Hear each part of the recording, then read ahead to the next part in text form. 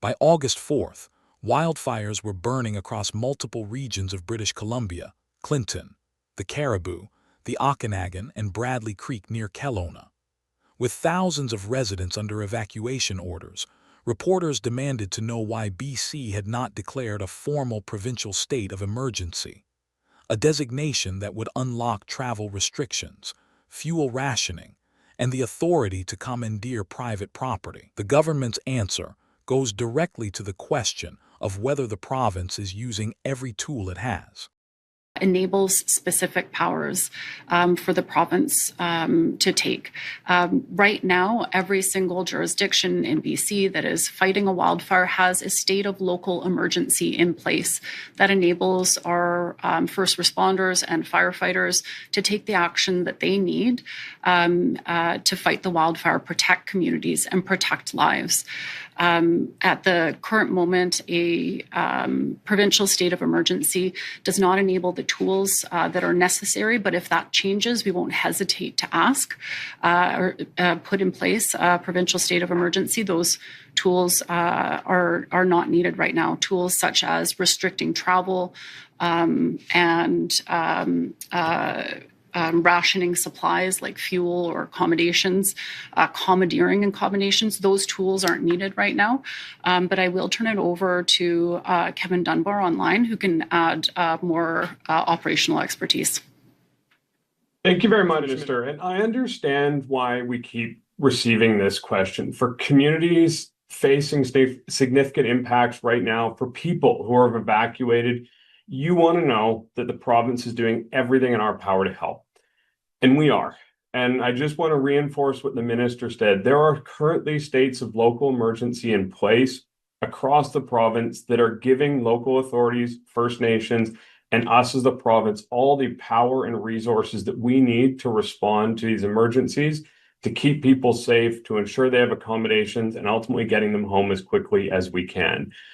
To give an example, we are bringing in resources from Alberta Emergency Management to help support our operations. We are continually looking for accommodation options, including group lodging, hotel accommodations throughout the province, so that everyone who is evacuated has a place to sleep. Should additional powers or resources be operationally required, we would make that recommendation and we'd be comfortable making that recommendation. To be clear, we have not made that recommendation at this point. We have the resources that we need to support communities closely. For some additional context, when a provincial state of emergency was declared in August, August 2023, we were facing one of the worst wildfire seasons in BC's history at that point. And there was a shortage of temporary accommodations for evacuees and for personnel, and there was a need to restrict non-essential travel to the area. We are not in a position where we need to take those actions today operationally to be able to deliver the response and support communities and support evacuees. Again, if we are at a place where these powers would help us operationally with this response, a recommendation we made at that point. I just want to say again, a huge thank you to the local governments, First Nations, ESS volunteers, first responders, BC wildfire staff, our own staff here at the MCR. There are a lot of folks working around the clock to ensure that people are safe, are able to evacuate safely, and ultimately able to get home as safely as they can. And we have the power and resources we need to do that. Thank you for the question. Follow-up. Yes, thanks, Minister Green, and thanks, Kevin. It's likely that many people, they lost their home, they don't have home insurance. So I wonder, what will BC government do to help these people recover? Thank you. I've been made aware of some... By mid-afternoon, a specific figure was moving on social media. 230 properties damaged or destroyed, primarily around Clinton and in the Bradley Creek area. Officials had already acknowledged structure losses without confirming numbers. CTV's Rob Buffin pressed directly how many homes had been lost and where. The province's answer would reveal exactly who is and is not responsible for telling British Columbians what happened to their properties.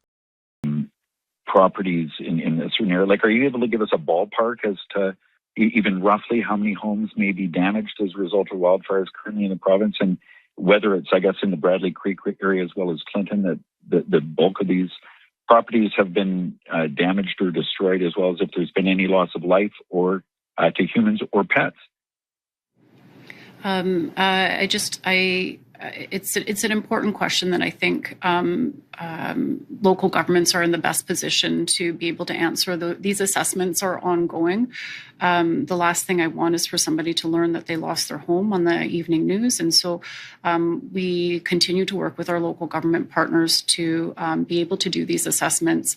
And they take the lead on informing people who may have damage or loss to their properties. I'm not aware of any loss of life, thank goodness. And I will turn it over to Kevin Dunbar for more details on that. Thanks very much, Minister, and thanks for the question. And I do understand why this question comes up. I think there is people want to understand the impacts and want to understand what's happened. I think two things. I know earlier today, the Okanagan Indian Band had a media availability, and they did confirm that there were some structure losses and impacts. I think what's really important to flag is this is still a dynamic situation. There are still areas that are too dangerous to access. There is still active wildfire fighting happening in the area. So the First Nation will conduct a full damage assessment when it's safe to do so, and then they'll release that information when it's available. And EMCR and the province will support them through their efforts. But as the minister mentioned, our local authorities and First Nations will have the most up-to-date information on this, and will be undertaking full damage assessments and releasing that information when it's safe and when they're able to do so. Rob, do you have a follow-up? Oh, I do. I guess it's kind of a two-parter. I'm just wondering, I did see some reporting from that presser that Mr. Dunbar was referencing about 230 homes. I'm just wondering, even if in broad strokes you're able to confirm that there are, at this point, likely hundreds of homes across the province that have been damaged or destroyed. And the other part of the question is, there seems to be a conspicuous absence of U.S. firefighters. There's people from Mexico and all across Canada. Is it just because of the intensity of the wildfires in Washington state that all those resources are needed there? Or why are we seeing no wildfire fighters from California or otherwise? I'll pass it to Cliff Chapman on the question about wildfire resources coming from other jurisdictions. Thank you, Minister, and thank you for the question. I think for those who aren't aware, the Pacific Northwest in particular in the United States is going through their own very, very challenging wildfire situation right now, including Spokane and other areas around Washington. I also, on Sunday on the media avail, I spoke about a couple of fires that are in the northern United States that are actually crossing into British Columbia. So we are working very closely with our partners in the United States, in particular in Washington, Oregon, California, both for the exchange of resources, but also how do you fight a fire that's half on the American side and half on the Canadian side. And we work really seamlessly in those operations, both from an aircraft perspective and on the ground perspective. So when Bradley Creek Fire moved through West Side Road on Saturday, a construction manager said he saved his own development by setting up sprinklers himself. But he told Global News that local fire departments from Lake Country, BX, Swan Lake, and Kelowna were, quote, handcuffed from higher-ups, forced to wait 2.5 hours before they could begin structure protection. Global's Kristen Robinson is pressing BC Wildfire Chief Cliff Chapman on that claim directly. For the Minister of Forests and Cliff Chapman, a Kelowna construction manager says he was able to save his development on West Side Road by setting up sprinklers as the Bradley Creek Fire moved in Saturday. He believes more homes could have been saved if firefighters from Lake Country, BX, Swan Lake, and Kelowna weren't, as he says, quote, handcuffed from higher-ups. He claims local fire crews told him they wished they could help but had to wait for direction from the province, and there was a 2.5-hour delay before structural protection was set up. Can you respond to that? And again, if we can please hear from the Minister and BC Wildfire. Minister Palmer?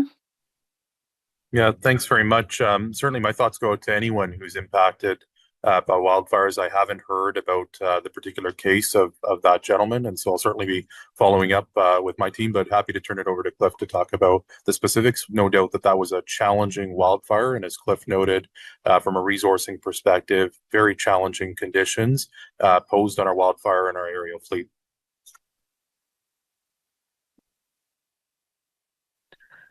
Yeah, thank you very much. I think one of the reasons I tried to pre-address a couple of the questions we've been receiving is because we do often get this type of a question. And I just want to dispel this idea that we're waiting for someone in Victoria or Kamloops to give the green light. We give our people on the ground, the ability to make decisions on the ground. And their first and foremost thought is, how do I protect the humans? How do I protect the first responders? And how do I protect the people who are being evacuated? And then we go on to structure protection and structure defense of hundreds of structures that have been saved across southern BC this fire season because of our commitment to structure protection and structure defense, our commitment to our partnerships with local governments, First Nation governments, and their associated fire departments. And yes, it was very, very challenging on the Okanagan Lake. On the west side of Okanagan Lake. That fire had sustained winds of 85 kilometers an hour. So the question of responder safety was significant, but we still were actioning that fire. We had aircraft in the sky. We had people on the ground. I am pleased to hear perhaps about this individual who put sprinklers up. That is also how we do structure protection and structure defense. And we are still in there today doing that. We are on fires in the Southeast Fire Center doing that. It is part of our commitment to work more closely with municipal fire departments. So I hadn't heard that specifically. Certainly, as Minister mentions, we will follow up on that. But to be clear, the Kamloops Fire Center and the local responders they are not waiting for the green light from Kamloops or Victoria. They do what is best, what needs to be done on every fire that starts in this province. Do you have a follow-up? Yes.